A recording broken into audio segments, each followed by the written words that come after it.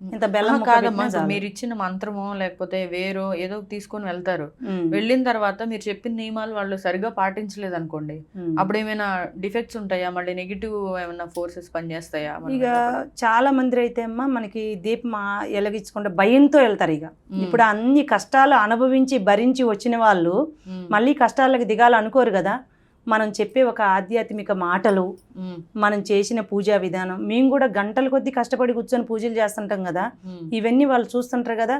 మన గురించి ఇటు అమ్మ బాధపడుతుంది, మనం ఇన్ని కష్టాలతో బాధపడుతున్నాం మరి అని చెప్పేసి మేము చెప్పే మాటలు వాళ్ళు తీసుకొని వాళ్ళ ఇంట్లో రోజు దీపాలు పెట్టడము, మంచిగా దైవభక్తి దీపం వెలిగించినప్పుడే మనకి ఇల్లు వెలిగి వస్తుంటుంది. ఇప్పుడు సాయంత్రం ఆ రైతి ఇల్లంతా చీకటైపోద్ది. నువ్వు లైట్ వేసినంత వరకు అది చీకటిగానే ఉంటుంది. ఎప్పుడైతే మనం లైట్ వేస్తామో ఎంత వెలుగు వస్తుంది. పూజ గదిలో కూడా అంతే. ఎప్పుడు ఏ ఇంట్లో అయితే గంట మోగుతుందో అప్పుడు దుష్టశక్తులు అనేవి పరారులైపోతాయి. గంట మోగిన ప్రతి ఇంట్లో దైవశక్తి అనేది ఇంట్లో ఉంటుంది.